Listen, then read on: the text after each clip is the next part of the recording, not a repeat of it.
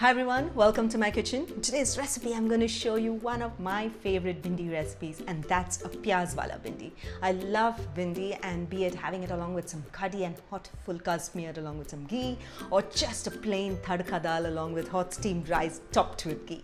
And it's one of my favorite vegetables, and I love to have it in many different ways. And one of the ways is the Pyaz Wali Bhindi, which I'm going to show you today. And I'm also going to show you some of the tips and tricks to make a bhindi perfectly with a good texture, taste and consistency without it becoming gooey and sticky.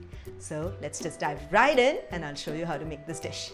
So to begin making the bhindi, into my preheated pan I'm going to add in some oil, and bhindi does need a little bit of oil, but then you can make do with just about a tablespoon or two, and so you don't have to really deep fry it in oil. Okay, so I have a lot of bhindi, so I'm adding about 2 tablespoons of oil, which is good. Like 500 grams of bhindi and 2 tablespoons of oil is a good amount to sort of judge.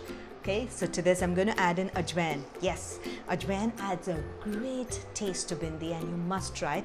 AJWAIN is superb. It tastes great along with some aloo, arbi, bhindi, and these dishes taste really nice with AJWAIN. And if ever you're cooking something with these dishes, do try AJWAIN. It just heightens the flavor of the dish. And to this I'm going to go ahead and add in a bay leaf and lots of cinnamon, 2 inches of cinnamon, which I've just broken up and kept. Okay. Great. I'm just going to give it a stir, and then after that I'm going to add in our onions. The key ingredient in the Pyaz Wali Bhindi is lots of onions. So about 3 whole onions which I've sliced and kept. Okay, and I'm going to saute the onions until they become just about soft, because they're going to be getting cooked further when we're going to be adding the bhindi to it. So I'm just going to allow the onions to soften a little bit, change its color, and once it does, I'm going to add the bhindi and take you through the next steps. Okay, so notice that the onions have changed color, and I don't want to make them brown or caramelized, because they're going to get cooked more along when we are going to be cooking the bhindi. Okay, so I have some bhindi here with me which I have actually cut into thin strips. So if you take a large bhindi which is about 2.5 inches size, cut it into half, and then each half, so you cut into thin strips, essentially make a bhindi into 4 pieces, and that's a good way to sort of cut it, so you don't make it too thin or you don't make it too thick. And a lot of times what makes the bhindi which is gooey and mushy is the seeds. Okay, and sometimes you get tender bhindi where the seeds are small, and sometimes you get larger bhindi where the seeds are big. So don't worry about it. All of that will be taken care of in the cooking process that I'm going to show you. Okay, so I'm just going to go ahead and add in my cut bhindi. Okay, and we'll add in all the masalas at this stage, which is going to be salt, and I'm going to add some turmeric powder, red chilli, coriander powder. Okay, and another most important ingredient is the AMCHUR, which will make it nice and chatpata. Okay, don't forget the AMCHUR because it'll make it really tasty. And now give it a stir. Toss all the ingredients and allow them to combine. Okay, and keep the heat to medium. Don't turn it to too high, because the bhindi needs to cook in medium heat. At this stage, if you feel that it's become too dry, you can drizzle just a teaspoon of more oil on the top, and it should be okay. But I'm just going to wait for the bhindi to cook before I actually judge that. Okay, so it looks okay to me. So that 2 tablespoons of oil was okay, and we don't want to make it too oily. This looks perfect. Okay, so now that we have stirred it, I'm going to show you how to cook the bhindi. Okay, so for this I'm going to be covering the pan and cooking the bhindi. Okay, but not completely. It's going to be open a little bit. I'm going to leave it slightly ajar. So for that I'm going to place the ladle and then cover the pan with a lid, and then so that the pan is slightly open and it's ajar. This is so that the bhindi does not get soggy and does not become gooey and sticky. So there is steam that is going to get collected while it is cooking. At the same time, some amount of moisture and steam that is releasing and going outside. So this keeps the consistency of the bhindi to the optimal texture. Okay, so it will not become gooey. Ensure that as it's cooking for every about a minute and a half, keep stirring it intermittently intermittently until the bhindi becomes nice and soft, and I'm going to take you through the entire process. Okay, so when it becomes slightly soft, I'm going to show you how soft it is, and then that it needs to be cooked a little more, and then after that, once it gets fully cooked, I'll show you the texture.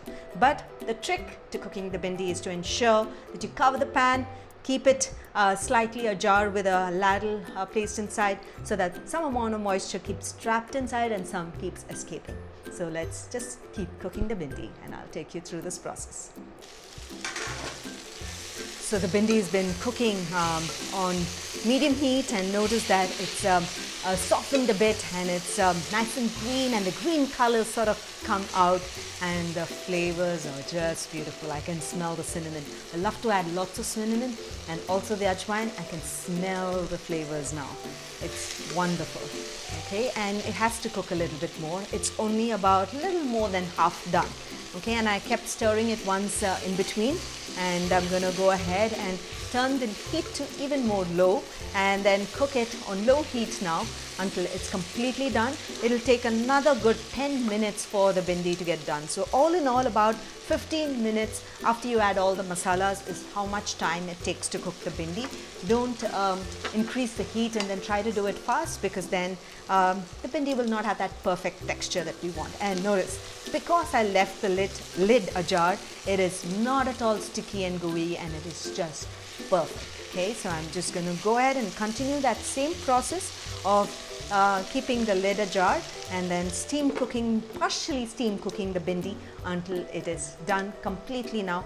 Another about 5 to 7 minutes, I would say, on low heat. Okay, because if you now increase the heat, it'll burn from the bottom, and some of them will become a little more darker. So let's just wait for the bhindi to be done. That looks wonderful. Notice that the bhindi is softened even more, and I can see the onions caramelized as well, and it'll give a delicious taste to the Pyaz Wali Bhindi.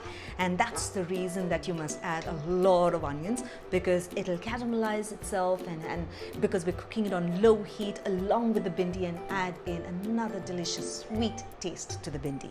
So this is it. The bhindi is done, and wasn't it really simple? And as long as you follow those tips of how to cook a perfect bhindi, you will never go wrong in a bhindi. You, in fact, add in the tomatoes as well to this, and you'll have like a bhindi tomato ki sabzi, and it will taste just as good. Great. So now that this is done, I'm all set to put it into a serving bowl and serve it along with a hot bowl of kadhi and maybe some methi thepla as well. So I really hope you enjoyed watching this recipe of how to make my favorite bhindi, which is the Pyaz Wali Bhindi. Isn't that really simple? All you need to do is to ensure that you cut your bhindi into thin strips, like into 4 quarters, have lots of onions sliced up and kept, and then cook it along in low to medium heat for a good 15 minutes, stirring intermittently so that it all gets well combined with the masalas. And towards the end, do check if you need any more salt and spices. Add some more AMCHUR powder if you want, and some more salt and chili powder to heighten the flavors of the entire Pyaz Wali Bhindi. Serve this bhindi along with some kadhi or some tadka dal, theplas, hot tawa parathas, or even like a regular, moong dal tadka or dal makhani. It will taste absolutely wonderful. And sometimes I even have it along with some hot steamed rice, top it up with some ghee, and then mix the bhindi along with some achar, and just combine it and just have it just like that, because that's how much I love my bhindi. So do give this recipe a try, and when you do, don't forget to share your feedback in the comments below, and don't forget to take a snapshot of it and tag us across all your social channels, and we'd love to hear from you. So until then, until next time, happy cooking and healthy eating.